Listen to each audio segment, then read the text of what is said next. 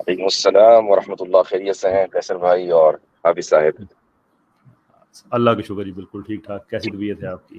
ہاں طبیعت کچھ ناساز ہے، اوہو، اور کیا ہو گیا؟ ناسازی کے ساتھ ساتھ ایک تو آواز میں گڑبڑی ہے، دوسرے یہ کہ سر میں درد جو آپ کی ڈیبیٹ کی وجہ سے ہوا ہے.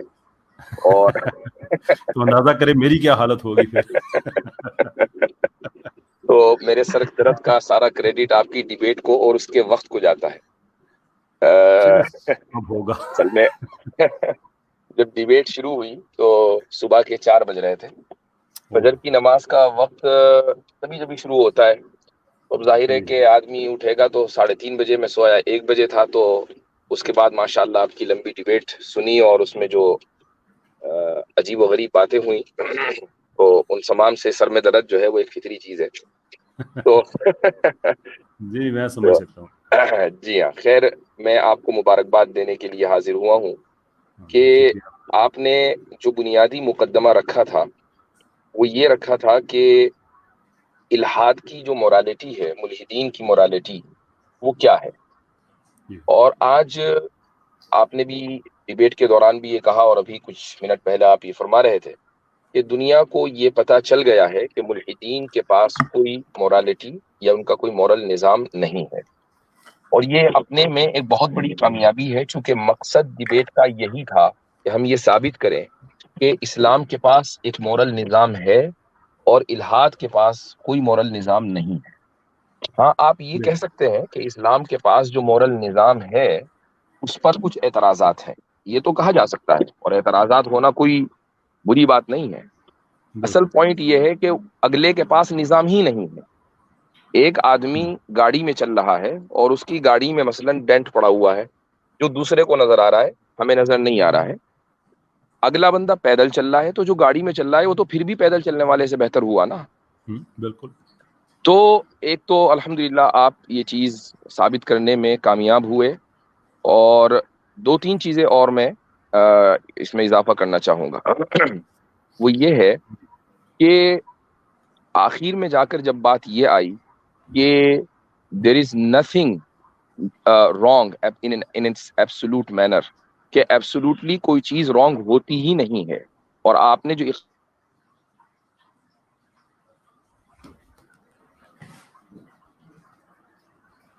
مفتی صاحب آپ کی رانگ نہیں ہے. آواز جی اب دوبارہ آنا شروع ہوگی. جی جی جی میں یاد کر رہا تھا کہ آپ نے جو اقرار کروائے ہیں کہ ریپ بھی ایبسولوٹلی رانگ نہیں ہے، اور جناب والا مردے کے ساتھ حرکت کرنا بھی ایبسولوٹلی رانگ نہیں ہے، اور بہت ساری چیزیں ایبسولوٹلی رانگ نہیں ہیں. اور جب وہ اس چیز کو مان لیتے ہیں تو پھر کیا وجہ ہے کہ وائف بیٹنگ کے اوپر اعتراض، چونکہ پھر وہ بھی ایبسولوٹلی رانگ نہیں ہے. کیا وجہ ہے چھوٹی عمر میں شادی کے اوپر اعتراض، چونکہ پھر وہ بھی ایبسولوٹلی رانگ نہیں ہے. جی پھر تو آپ نے اپنی قبر خود ہی کھود لی اور اپنی عمارت کو خود ہی آپ نے ڈسٹروائے کر دیا، چونکہ آپ کی جو عمارت ہے وہ اسی بنیاد پر کھڑی ہے کہ اسلام میں یہ چیزیں غلط ہیں. اگر وہ چیزیں ایبسولوٹلی غلط نہیں ہیں، سبجیکٹیولی غلط ہیں، تو وہ آپ کے نزدیک غلط ہے نا. وہ ساری بالکل دنیا کے نزدیک غلط ہوں یہ کوئی ضروری نہیں ہے. ایک بالکل. پوائنٹ یہ ہے. دوسرا پوائنٹ، انہوں نے آخر میں ایک بات کہی، اور میں سمجھتا ہوں کہ یہ فلسافیکل جو ڈسکشن ہے حارث سلطان صاحب نے جو کیا ہے وہ اچھا کیا کہ اس موضوع کے اوپر بات ہو گئی اور اس سے پھر ڈائلاگ کے دروازے کھلتے ہیں. انہوں نے آخر میں ایک بات کہی کہ ایبسولوٹ جو چیز ہے وہ ایگزسٹ کرتی ہی نہیں ہے، کوئی بھی چیز ایبسولوٹ نہیں ہوتی. تو انہوں نے فنڈامنٹلی ایبسولوٹ کا انکار کیا ہے. تو آپ بھی جانتے ہیں کہ فلسفی میں 2 اسکول آف تھاٹ ہیں، فلسافیکل ایبسولوٹزم اور فلسافیکل ریلیٹیوزم.